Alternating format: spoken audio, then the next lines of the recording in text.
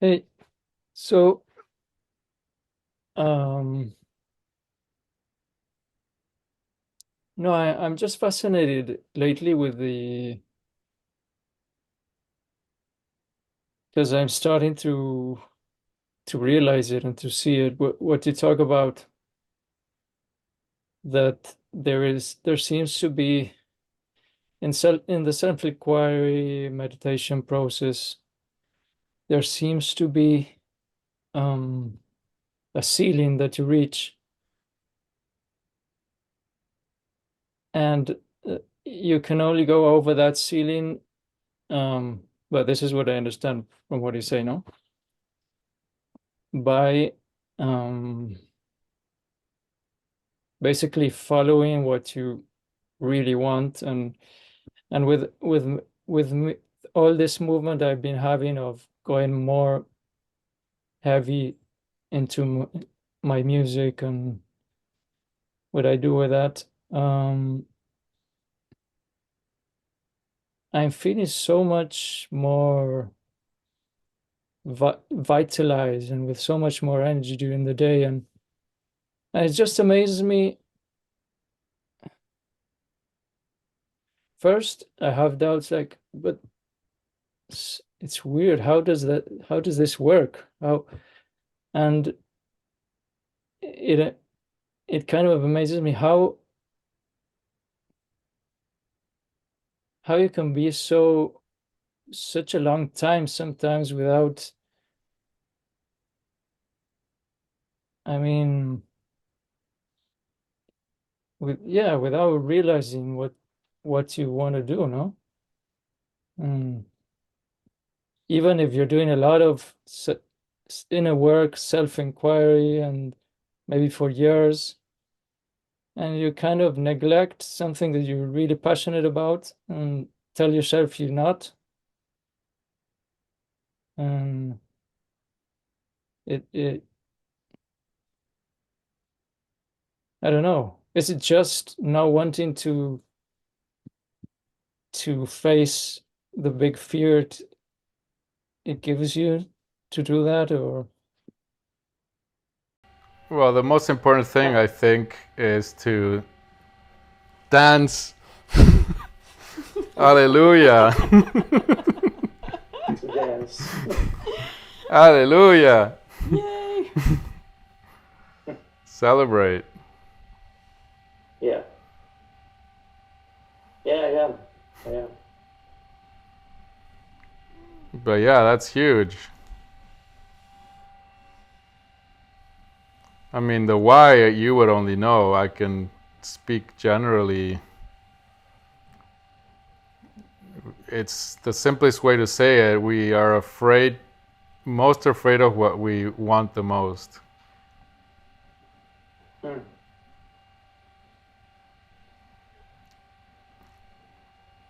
Yeah, makes sense.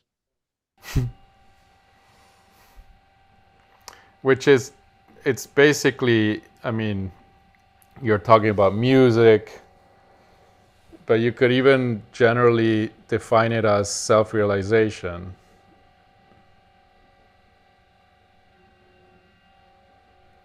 But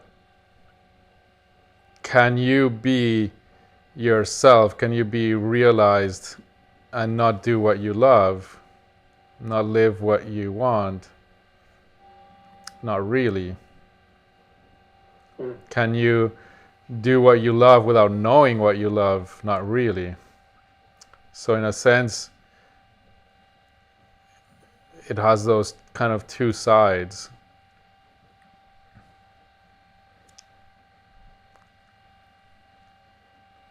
Yeah. And usually, because we are in self denial, we block that realization on one side or the other. So we could be doing what we love, but we're so confused as to what we are that we live contracted, not really knowing what we are, even though we might be doing what we love. But so it's happening in a very contracted way. There isn't a lot of deep vitality. And then on the other hand, we could not be doing what we love, and there's just not enough energy in another sense.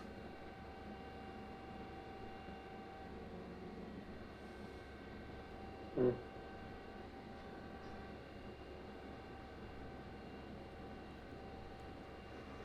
But for example, we could love the process of spirituality and self-inquiry, and it is a beautiful thing we could love and have a lot of passion for, meditation practices, etc., etc. And so we could put a lot of energy there, but we are not putting energy in what we want to do in life. What is that in service to? Because of fear and self-denial. And then it's a form of, it's been called spiritual bypass. Yeah.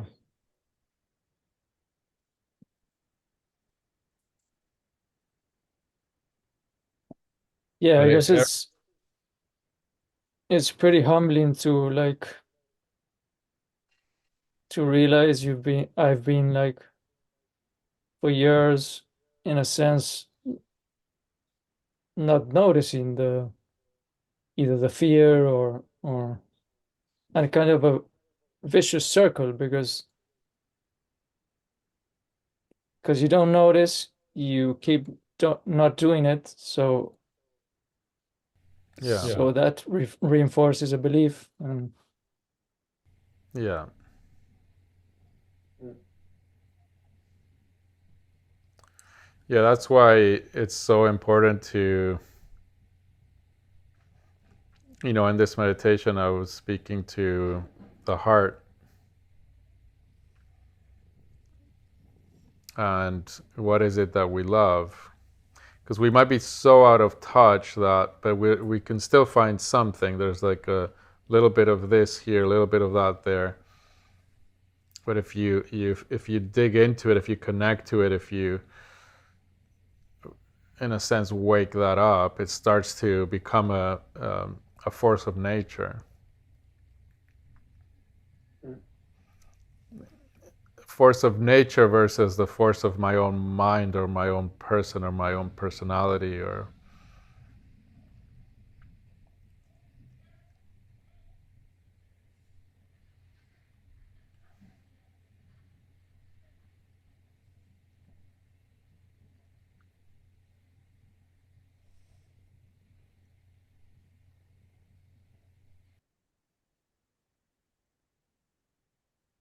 yeah, so thanks for helping me out.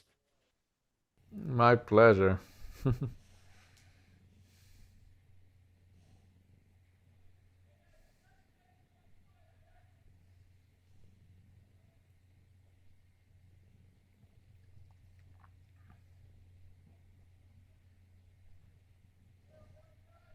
Yeah, it's ultimately it's being afraid of what we are, of what we want.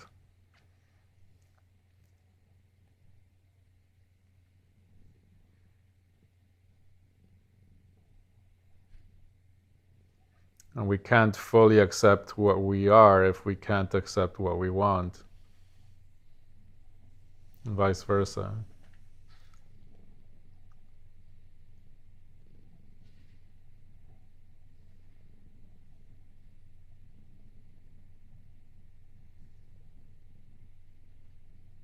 And the tricky thing is like we can tell ourselves so many stories and believe them. I don't want this when I do. I do want this when I don't. And rationalizing is so powerful. This is boring. I'm tired of it. I have no interest anymore. And what's happening is I'm terrified. But I'm not aware of the fear. Vice versa. This is what I want. I'm going for it, pushing super hard.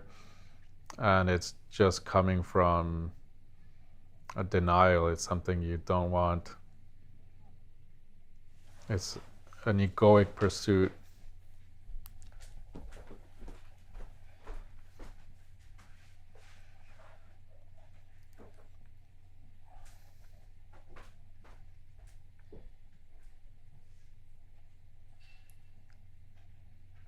I call that inner integrity.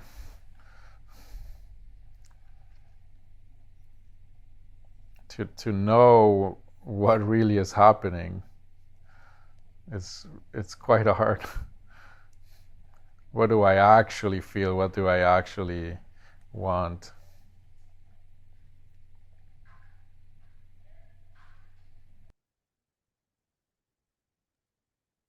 Yeah, I guess for a while when I was younger, I was pretty confused. Um, you know what?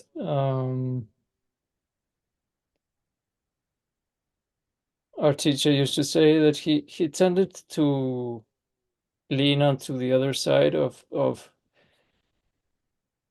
like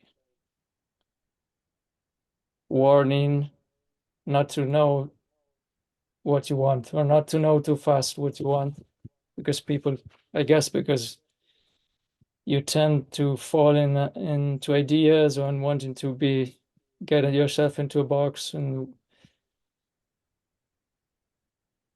um and maybe that kind of, I don't know,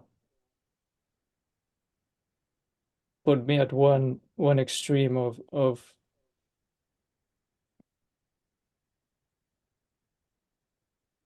yeah, like something like, yeah, it's impossible, you can't really know what I mean, most people want many things, and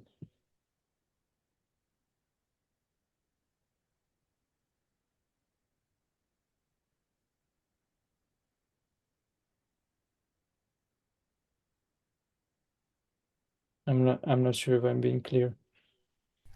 Yeah, I understand. I would just say celebrate. All teachings in words are problematic because one person might need to go left, the other person might need to go right in the same place. And if a teaching is saying to one person go right, the next person can hear it and it could be a perfect avoidance mechanism.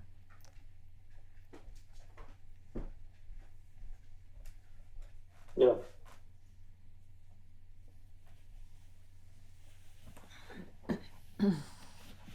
That's why they say Also, teachers are constantly contradicting themselves. Yeah. Also, I think it was mostly applied to young people and like coming out of college, out of high school, and they're supposed to know what they're going to do for the rest of their lives and that kind of Yeah. thinking. Yeah.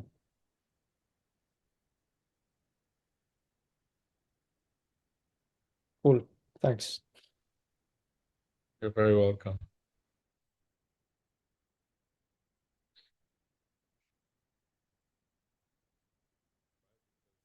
There's always this attunement and refining and how we listen and how we move and we flow.